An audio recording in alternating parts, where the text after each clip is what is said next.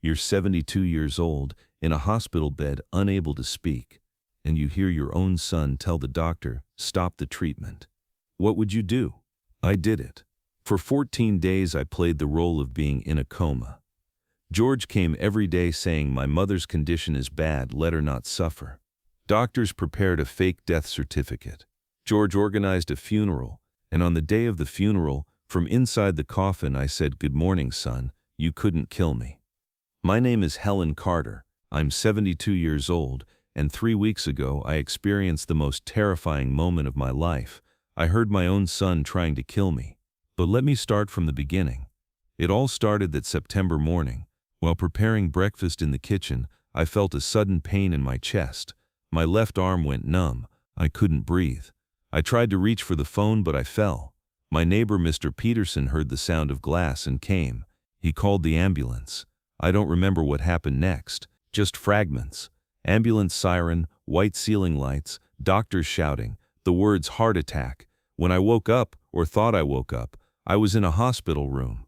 But in a strange way, I could open my eyes, I could see, I could hear, I could feel, but I couldn't speak, I couldn't move any part of my body. The first day I was very scared. Did I have a stroke? I thought. Am I in a coma? I panicked. I tried to scream, but no sound came from my mouth. Doctors were coming in and out of the room, checking machines, taking notes, but no one was talking to me, as if I wasn't there. The second day, my son George came, with his wife Susan, 48 years old, a realtor. In the past 10 years he had visited me maybe 5 times, but now he was here. Mom, he said, sitting next to my bed, can you hear me? Blink if you can hear me. I tried to blink, with all my strength, and I succeeded. I blinked once, but George didn't see. Susan was looking at her phone. George had turned to the window. She looks bad, Susan said. What did the doctor say? She had a heart attack. There may be brain damage. They're doing tests. Does she have insurance? Susan asked. My chest tightened. Insurance? Was that her first question? She does, George said. $25,000, plus there's the house, right in the center, worth $2 million. Susan smiled. If she can't recover, then everything comes to us, George said coldly. My heart raced wildly. I wanted to scream, I'm here, I can hear you, but nothing came out. The third day, Dr. Marcus entered my room. In his 50s, an experienced cardiologist. With him was a young nurse, Emma. Mrs. Helen, Dr. Marcus said gently, can you hear me? If you can, try to blink your eyes. I blinked with all my strength. Once, twice, 3 times. Dr. Marcus stopped. He looked closely into my eyes. Emma, look, eye blinking. It looks voluntary. Emma shone a light in my eye. Pupils reactive. Doctor, could this be locked-in syndrome? Possible, Dr. Marcus said thoughtfully. Mrs. Helen, if you understand me, blink once. I blinked. Once. Great. Blink twice. I blinked. Twice. Dr. Marcus smiled. Mrs. Helen, I understand you. Your body isn't working, but your mind is. We will help you. Tears ran from my eyes. Finally, someone had seen me. The 4th day, Dr. Marcus did detailed tests. MRI, EEG, reflex tests. The results were clear. Minimal damage to the brainstem from the heart attack. A temporary condition. I could recover over time, but right now, I was conscious but locked in. This is great news, Mrs. Helen, Dr. Marcus said. Temporary. Your speech ability may return within a few weeks. I felt relieved inside. It was temporary. I would get better. That evening, George and Susan came again. Dr. Marcus spoke with them in the corridor. Mr. Carter, your mother is conscious. Something like locked-in syndrome. It could be temporary. George's voice hardened. Conscious, but she can't move, can't speak. Yes, but she hears, sees, feels. She's fully conscious inside. A long silence. How long will it last? George asked. We don't know. Maybe weeks, maybe months, but there's a chance of recovery. George and Susan entered the room. There was a strange expression on their faces. Mom, George said, we know you can hear us. The doctor told us. But this is a very difficult situation. You can't live like this. You can't be bedridden. Susan came beside him. Mother Helen, we love you, but we don't want you to suffer. Maybe stopping treatment is best. My heart froze. What were they saying? George continued. I'll talk to the doctor. You don't need to suffer. You can go peacefully. No, I wanted to scream, "I'm going to get better. Don't try to kill me." But I just lay there, helpless. I couldn't scream. I couldn't resist. The 5th day, George met with Dr. Marcus. The door was open. I heard everything. "Doctor, my mother is suffering. Keeping her in this state is not humane. Mr. Carter, your mother can recover. There's a chance." "How much of a chance? 50%? 20%? We don't want to see her like this." My mother was a proud woman. She wouldn't want to live this way. I respect family decisions, but doctor, George's voice hardened, we want to stop treatment. It's our legal right. A long silence. "Think about this for a few days before deciding," Dr. Marcus said. "Don't rush." That night, Dr. Marcus came to my room. Emma was with him. They closed the door. "Mrs. Helen," Dr. Marcus said in a low voice, "I heard your son. He wants to kill you. For inheritance. Now I'm going to ask you something. Do you want to protect yourself? If yes, blink once." I immediately blinked. "Okay, I'll help you, but it's a very strange plan. Listen, I'll give your son a fake report. I'll say your mother's brain is dying, she's suffering, treatment is futile. He'll stop treatment. We'll prepare a fake death certificate. We'll declare you dead. A funeral will be arranged, and right at the funeral, you'll emerge. Your son will be arrested for attempted murder. But this means playing dead for 2 weeks. It will be very hard. Do you accept?" I hesitated. 2 weeks, a funeral. But did I have another choice? If I wanted to survive? I blinked. Once. "Yes." Dr. Marcus smiled. "You're brave. Emma, call the police. We want Detective Wilson. This operation is starting." From that night on, we put the plan into action. Dr. Marcus gave George fake reports. "Brain activity is dropping. She's suffering. We're easing her with morphine, but it's not enough." George came every day. "Doctor, how much longer?" he would ask. "Mom is suffering so much. Please, end this." The 7th day, Dr. Marcus gave the bad news. "Mr. Carter, your mother's heart has weakened very much. It could stop at any moment. Maybe tonight, maybe tomorrow." George and Susan looked relieved. "Thank you, doctor. You did everything you could." The 10th day, Dr. Marcus moved me to a special room. Only Emma and Detective Wilson knew the truth among the hospital staff. Everyone else would think I was dead. "Mrs. Helen," Detective Wilson said, "tomorrow you'll be told that you've passed away. An official death certificate will be issued. Fake but official looking. Your son will organize a funeral. We'll record all conversations. On the day of the funeral, are you ready?" I blinked. I was ready.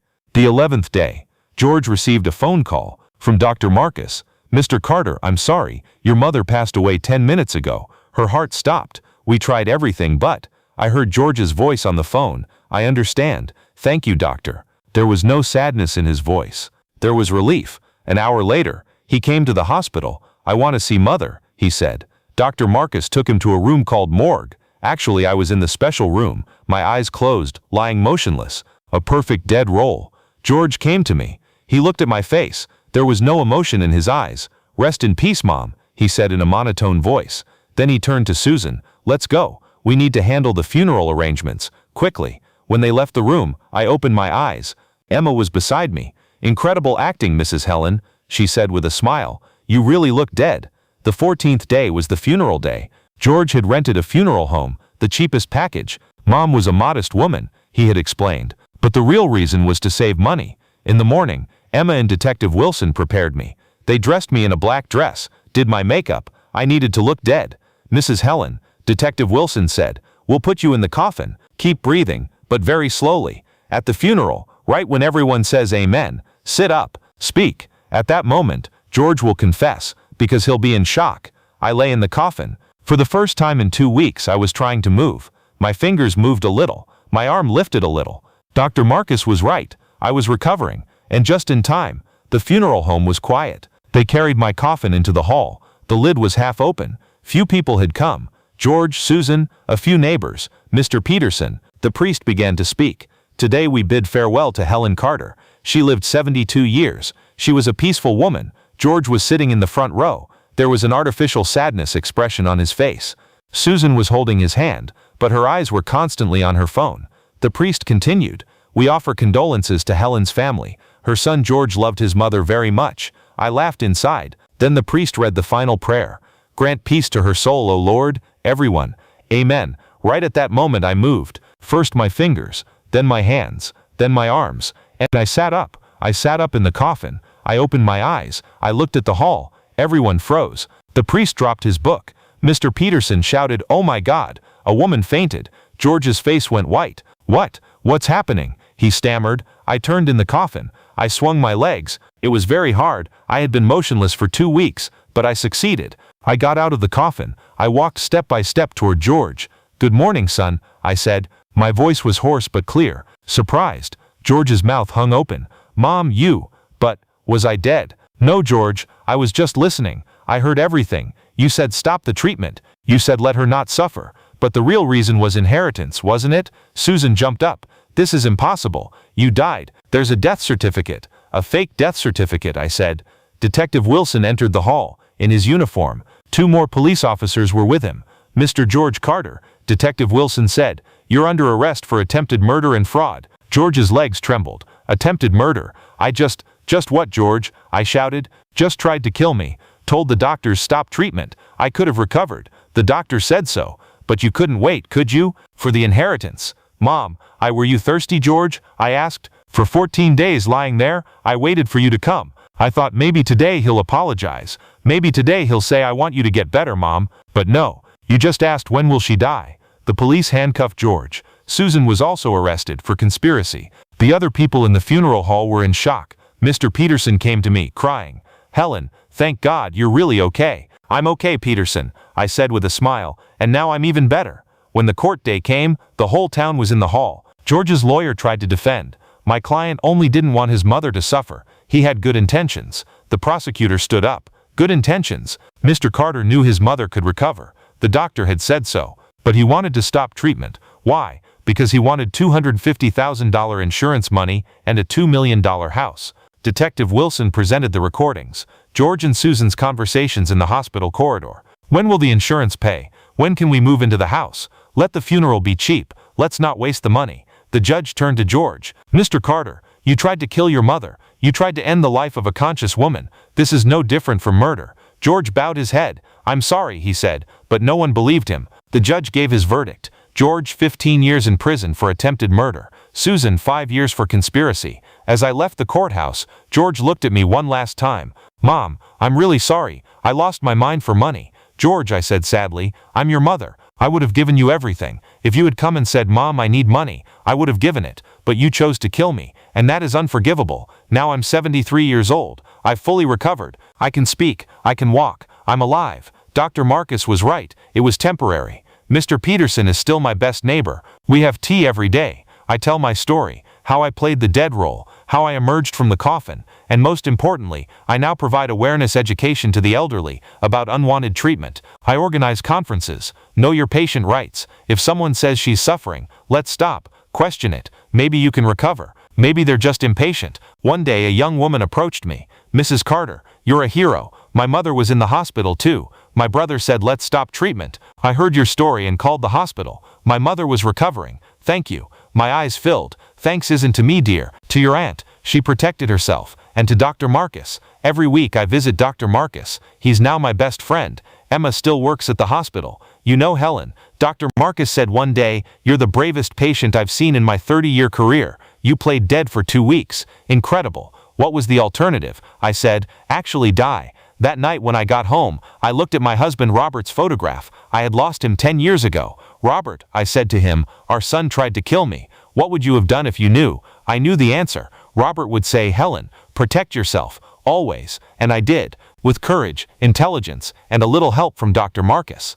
Because sometimes to survive, you need to play dead." The end. I'm sharing this story because every day, thousands of elderly patients around the world face pressure from their families to stop treatment. Some are truly ill, but some can recover. They just need time. Warning signs. Robert family says she's suffering, but patient is conscious. Doctor says there's a chance of recovery, but family insists. Inheritance, insurance, house discussions have started. There's urgency. They want to decide immediately how to protect yourself. Robert to prepare a living will. Determine WHO will make decisions on your behalf. Find an independent doctor you trust. Apply to the hospital ethics committee. Get legal counsel. Remember, your health decisions belong only to you. No one can decide your life for inheritance. And if you're conscious but can't speak, blink, signal, communicate. Doctors will notice.